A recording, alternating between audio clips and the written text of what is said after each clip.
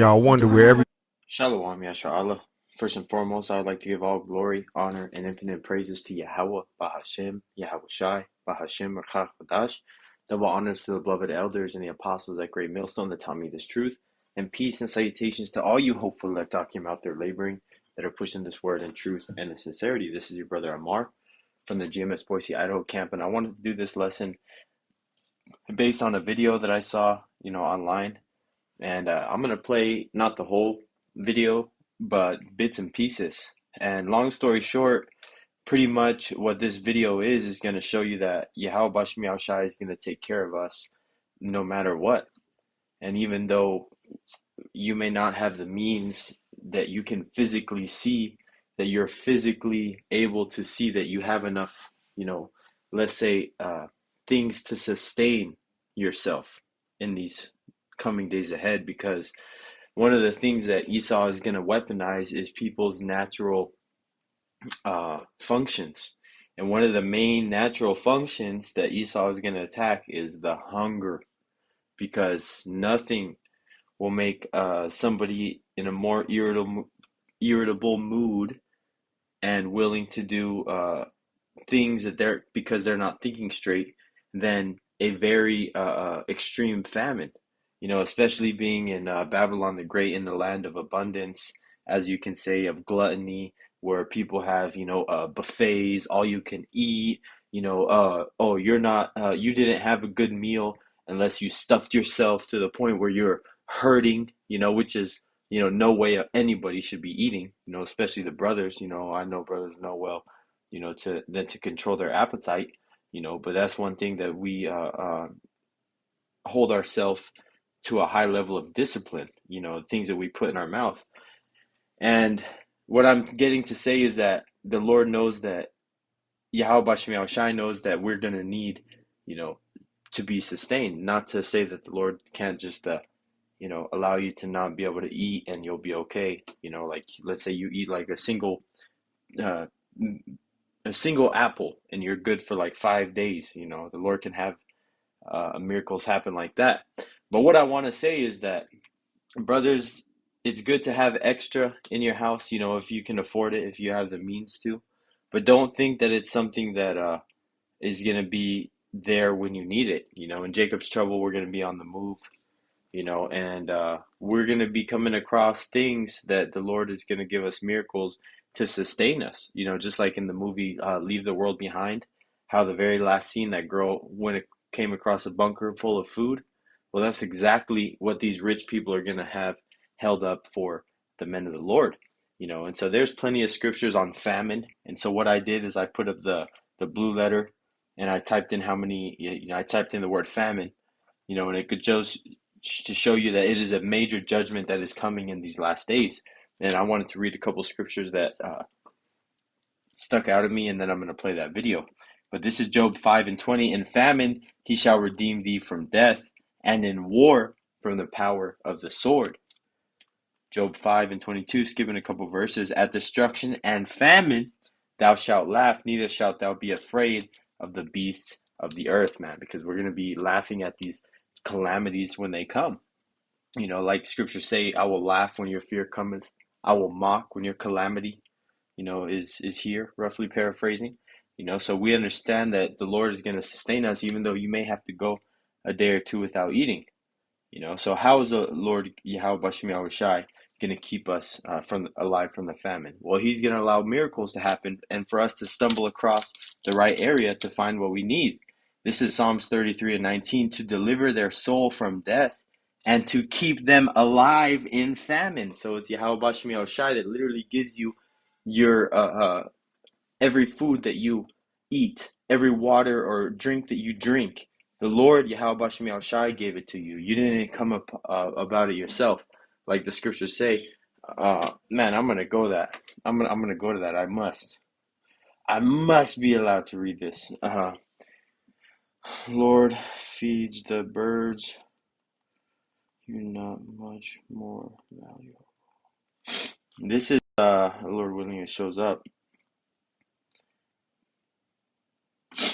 Here it goes. This is Matthew 6:26. I know I'm reading these scriptures because I want to build up the video that I'm going to show you. This is Matthew 6:26. Behold the fowls of the air, for they sow not, neither do they reap, nor gather into barns, yet your heavenly Father feedeth them. Are ye not much better than they? Which of you, okay, that was it. But Matthew 6:26, that just goes to show you that it is Yahweh Bashim El Shai that feeds us. It's everything is a gift. The next breath that you have is a gift. So everything that you own is of Yahweh Bashim El Shai. And so I want to say that to show you that the Lord is going to allow these type of situations to pop up.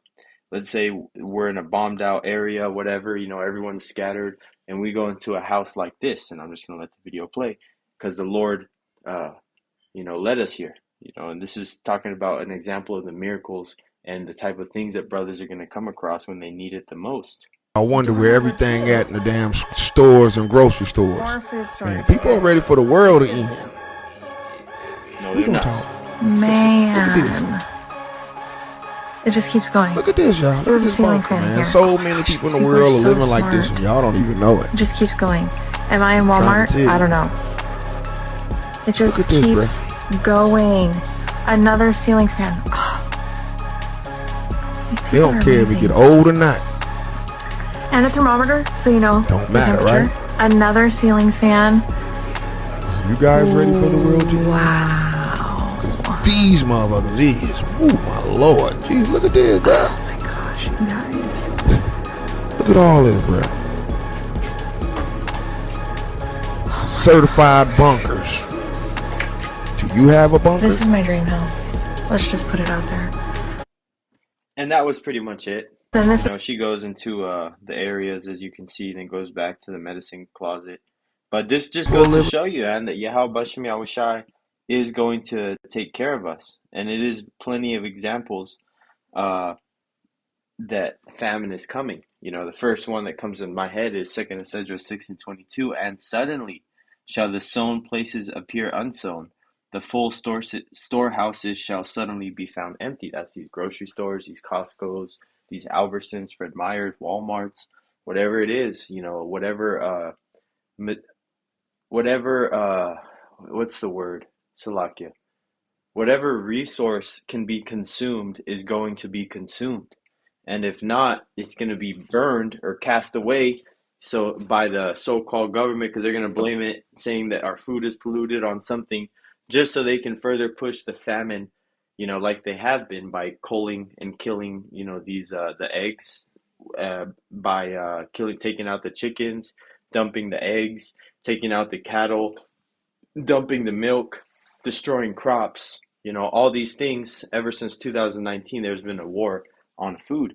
And so I want to continue going with this. No, I had one more. This is Psalms 55:22.